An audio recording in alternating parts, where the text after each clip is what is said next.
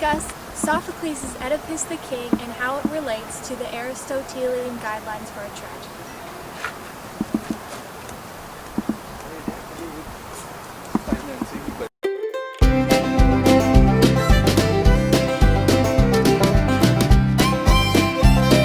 First, let's review the story of Oedipus the King. Sophocles' Oedipus the King. Oedipus steps out of the royal palace in Thebes to be greeted by the impoverished, plague-stricken citizens. The citizens are carrying offerings for the gods and go to Oedipus in search of help. The city is dying due to the plague. Oedipus sends his brother Creon to the Delphi oracle to find a way to end the plague. Creon returns and upon Oedipus's command reveals to the whole city that the god Apollo, through the oracle, told Creon that the murder of Laius, former king, was in Thebes and had to be driven out in order to end the plague. Creon explains that Laius was murdered by thieves and the Thebans were too concerned with the Sphinx curse to investigate. Oedipus calls upon the great prophet Tiresias, and Tiresias tells him this riddle. The killer of Laius was both brother and father to his kids. Oedipus's wife Jocasta asks Oedipus to spare Creon. She also says that all prophets are wrong because they told Laius that he would be killed by his son. His son was cast away and Laius was killed by thieves.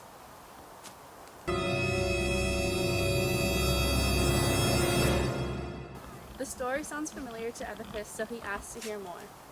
Oedipus reveals that he killed a group of men upon entering the kingdom after he finds out he was adopted by the king and queen of Corinth. Oedipus recalls that while on his way out of Corinth, the Delphi oracle told him that he would sleep with his mother and kill his father. Upon hearing about Polybus's natural death, Jocasta and Oedipus rejoice because the prophecy was wrong. However, Oedipus was still nervous about the part including his mother. The messenger explains that Jocasta and Laius were not Oedipus's real parents. He had found Oedipus as a baby near Thebes. He found Oedipus with pinned ankles, and Oedipus had walked with a limp. For the shepherd who knows who his real parents are. Jocasta begs him not to, but he ignores her. The shepherd reveals that Jocasta and Laius are Oedipus's real parents. He runs towards the palace horrified.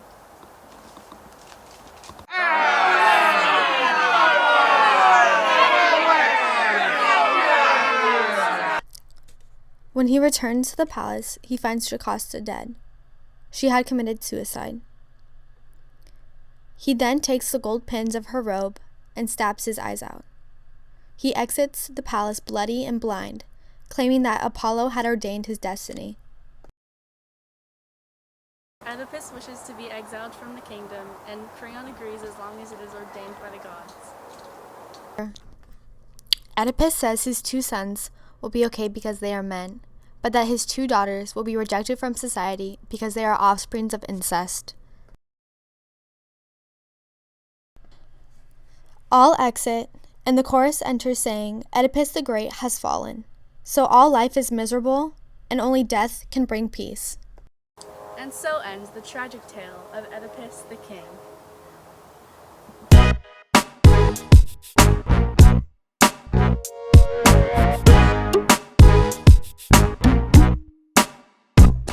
Now that you know the story of Oedipus the King, we will now talk about how it fits into Aristotle's guidelines for a tragedy. The most important part is the plot. According to Aristotle, the plot must have a beginning, middle, and end. Oedipus begins with the chorus of Thebes, asking Oedipus to end the plague. In the middle, Oedipus realizes the truth behind Laius's murder and his own marriage. Oedipus the King ends with Oedipus going insane and exiling himself from Thebes. The plot flows from one sequence to the next. It includes a combination of events which make it complex. Lastly, the plot includes a time of recognition. Next is language. The language emphasizes a tragedy. The chorus uses their diction and metaphors to show tragic qualities. For example, the shepherd in Oedipus the King says, I wish I might have died that very day. After the language comes character. Oedipus is the ideal tragic hero. He comes from noble blood and suffers from the tragic flaw of hamartia. Besides his blinding pride, he is smart and invokes pity and fear. He experiences a change of destiny when he loses his wife or mother and his children.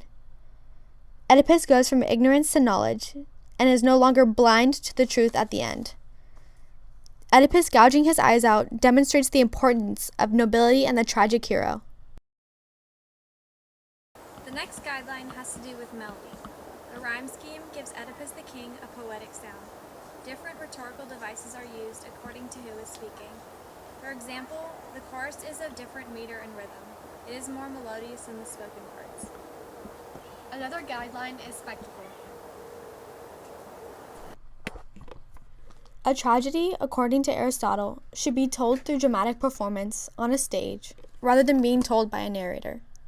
Sophocles' Oedipus character goes through such an emotional roller coaster that the only way to fully appreciate and experience the tragedy would be to watch it acted out on a stage. Lastly, a tragedy must have a purification and invoke thought. A tragedy should produce the emotions of pity and/or fear in its audience. Oedipus's actions cause pity because he is too short-sighted to realize the truth. Also, there should be some sort of purification or enlightenment. Oedipus seeks purification by trying to both end the plague in Thebes and find Laius' murderer. Purification equals the end of the plague, which only comes after he is banished. So, through plot, character, language, melody, spectacle, purification, and thought, Sophocles' Oedipus the King fulfills Aristotle's requirements for a tragedy. Thanks for watching. Tune in next time. Until then, hasta la vista.